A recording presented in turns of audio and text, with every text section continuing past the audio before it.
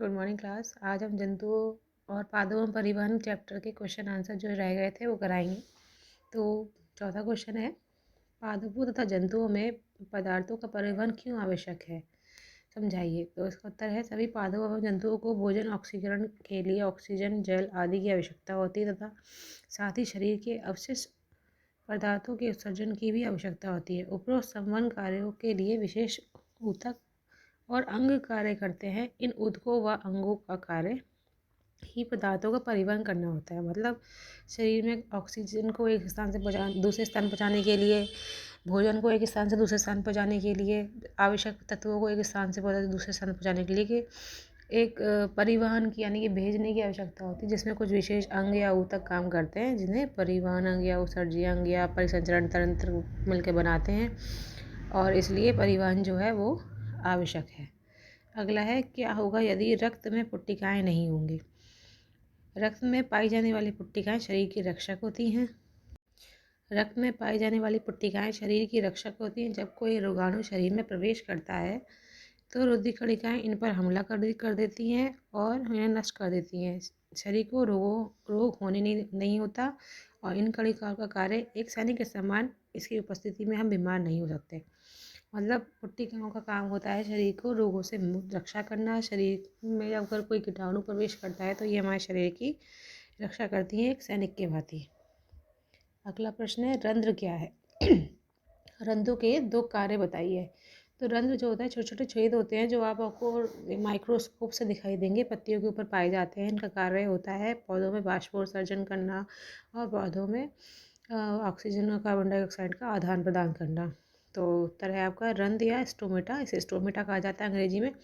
पौधों की पत्तियों में पाए जाने सूक्ष्म संरचनाओं या सूक्ष्म संरचनाओं को कहते हैं, जो गैसों का आदान प्रदान करते हैं। ये रंध्रीय तंत्र एक खुला स्थान अथवा दो अधिचर्म रक्षक कोशिकाओं और अनेक सहायक कोशिकाओं से घिरा रहता है। रंध्रों के बंद होने और खुलने की प्रक्रिया कोशिकाओं के गार्ड सेल द्वारा नियंत्रित होती हैं। इनका कार्य होता है कार्बन डाइऑक्साइड और ऑक्सीजन का आदान प्रदान करना और वाष्पोत्सर्जन में सहायता प्रदान करना। अगला प्रश्न है, क्या वाष्पोत्सर्जन पादपों में कोई उपयोगी कार्य करता है। वाष्पोत्सर्जन का मतलब होता है कि पौधों के अंदर जितना भी एक्स्ट्रा का पानी होता है उसको भाप के रूप में पत्तियों के द्वारा बाहर निकाल दिया जाता है, जिससे पौधे सड़ते नहीं हैं और उनके अंदर निश्चित आर्द्रता बनी रहती है। तो अगला इसका उत्तर है, पौधों की पत्तियों में निरंतर वाष्पोत्सर्जन करती रहती हैं, जिससे अतिरिक्त पानी को बाहर फेंक दिया जाता है। पानी की इस हानि की आपूर्ति जड़ से जल परिवहन द्वारा होती है। पत्तियों में बाष्पोत्सर्जन से पौधे के अंदर खिंचाव उत्पन्न होता है, जिसके द्वारा जल पौधे के शीर्ष तक पहुंच जाता है और पौधे की पत्तियों में तक जल पहुंच जाता है। अगला है, रक्त के घटकों के नाम बताइए। रक्त किस किस से मिलकर पता है, हमने पहले समझाया आपको कि रक्त में 70% प्लाज्मा पाया जाता है और 30% भाग में रक्त कोशिकाएं पाई जाती हैं। तो रक्त दो चीज़ों से मिलकर बना है, प्लाज्मा और रक्त कोशिकाएं। और रक्त कोशिकाएं 3 प्रकार की होती हैं, लाल रक्त कणिकाएं, श्वेत रक्त कणिकाएं और पुट्टिकाएं या प्लेटलेट्स। अगला प्रश्न है, शरीर के सभी अंगों को रक्त की आवश्यकता क्यों होती है। क्योंकि रक्त के जरिए पूरी बॉडी में ऑक्सीजन और भोजन के पोषक तत्व पहुँचते हैं।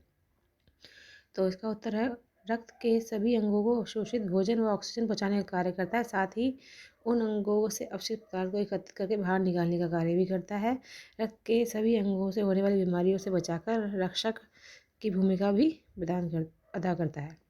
अगला है, रक्त लाल रंग का क्यों दिखाई देता है।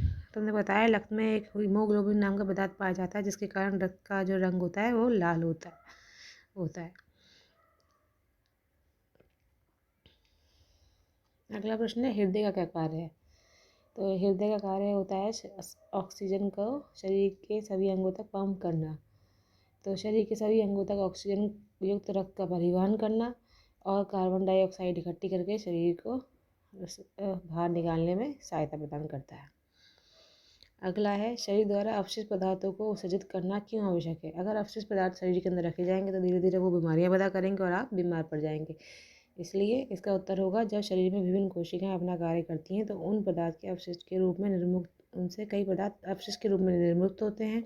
प्राय यह पदार्थ विषाक्त होते हैं, इसलिए इन पदार्थों को शरीर से निकालना आवश्यक हो जाता है। इसलिए इनको शरीर ताकि शरीर को कोई संभावित हानि ना हो सके। अगला प्रश्न है, मानव के उत्सर्जन तंत्र का चित्र बनाएं। तो उत्सर्जन तंत्र का चित्र इसमें दे रखा है इसमें कि ये आपकी देखिए, ये आपके दोनों वृक्क हो गए, ये आपकी मूत्रवाहिनियाँ, ये आपका मूत्राशय, मूत्रमार्ग और मूत्रांत्र, ये मिलके सारे अंग मिलकर उत्सर्जन तंत्र का निर्माण करते हैं। तो सभी स्टूडेंट ये सारे प्रश्न अपनी कॉपी में उतार लें। Thank you.